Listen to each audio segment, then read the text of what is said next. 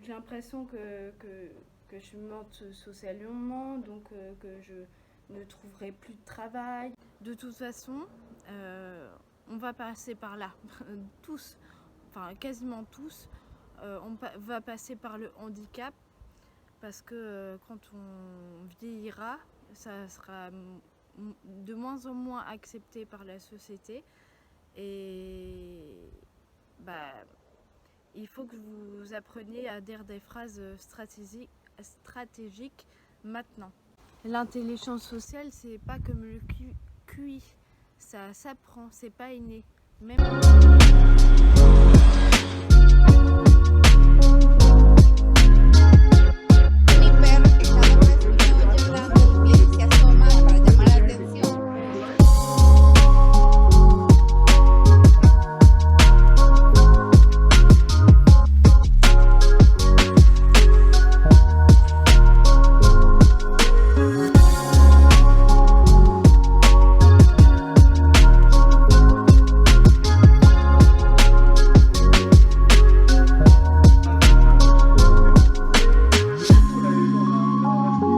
j'ai l'impression que désolée, ça signifie que je suis morte socialement, donc que j'aurai plus d'amis, bon, comme si mes amis c'était que des amis sociaux, c'est-à-dire des amis qui traînent avec toi parce que tu leur apportes un plus.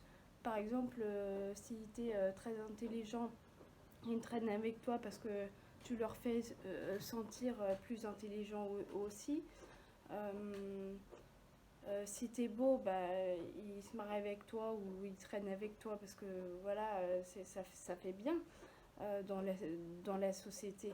Et si t'as un handicap, bah, au revoir. Même si dans les vœux, non, le mariage, il y a je te garderai dans la bonne santé et la maladie. Dès qu'ils sont malades, oh, pardon, je m'en vais. Et les amis qui vous ont laissé tomber, c'était que des amis qui étaient avec vous par rapport à la société. C'était pas des amis qui étaient avec vous par connexion, relation, par connexion. J'ai l'impression que je monte socialement, donc que je ne trouverai plus de travail, que que mes amis s'en iront. Mais, que personne ne voudra de moi s'il n'est pas handicapé. Ça me déprime, vraiment. Je suis abonnée à Pravina. Maintenant, c'est le prénom d'une fille, d'une youtubeuse qui fait des analyses super poussées et je l'adore. Et je vous mets une vidéo de pourquoi certaines personnes ne respectent pas ceux qui ont des accents. Par exemple, l'accent de Marseille, c'est dans beaucoup de films comiques où certains prennent l'accent de Marseille pour faire passer un truc rigolo. Moi, j'ai compris pourquoi. J'avais déjà une petite idée dans ma tête. Pourquoi certaines personnes ne me respectaient pas, par exemple, parce que j'avais une aphasie, donc un trouble du langage vraiment plus grave, plus poussé. Avant de faire mon régime intermittent, j'arrivais pas à mettre les mots dessus. Et elle a mis les mots dessus. Elle visait pas spécialement les gens qui avaient des troubles de langage. Elle visait surtout les gens qui venaient de milieux de classe moyenne. Par exemple, les gens de classe moyenne, ils parlent plus rapidement. Les gens de la classe aisée ou de la classe bourgeoise, ils parlent de façon plus lente, en cherchant leurs mots, ils ils ont un panel de vocabulaire plus large, ils formulent mieux les phrases, etc. Mais là, je vous dis une petite partie de tout ce que dit Prévénial, c'est tellement bien, c'est tellement bien. Et j'ai appris tellement de choses grâce à elle. Je vous conseille de vous abonner et de voir ce qui vous intéresse comme vidéo, parce que c'est trop bien. Donc je vais vous mettre le lien, la vidéo en barre d'infos. Elle a lu plein de livres sur la sociologie, sur l'anthropologie,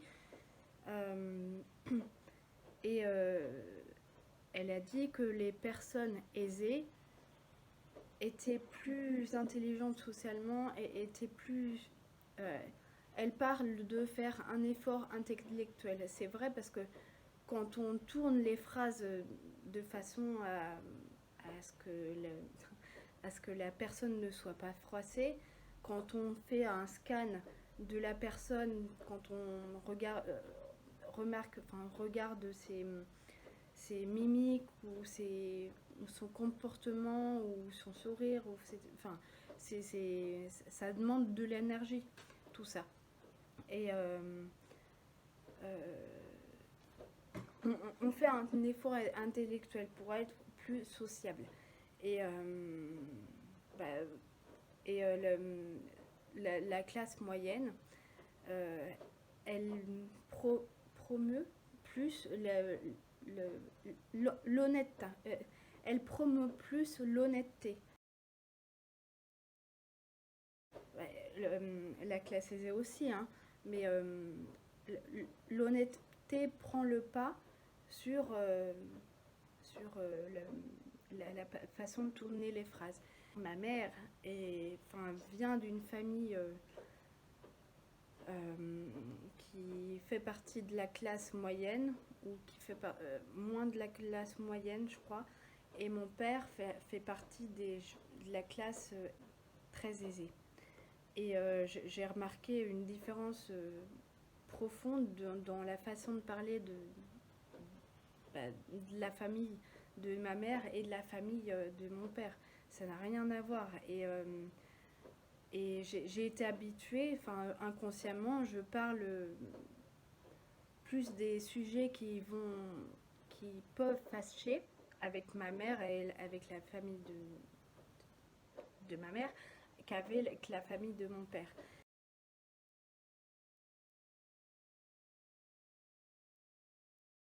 Et faites attention à ça, parce que vraiment, ça peut tout changer. Quand vous croisez quelqu'un qui j'aime pas ce nom handicapé. Les gens intelligents socialement, ils se disent, est-ce qu'il paraît heureux, dans quel but dire désolé, ça va l'apaiser. Je me dis tout le temps, pourquoi les gens me disent désolé?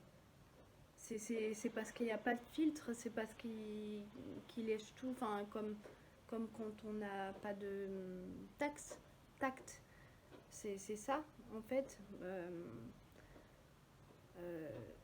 On pense quelque chose pour soi, on pense, si j'avais ça, mon Dieu, ce que je serais malheureuse. Et on dit ça à l'autre sans réfléchir. Je sais pas.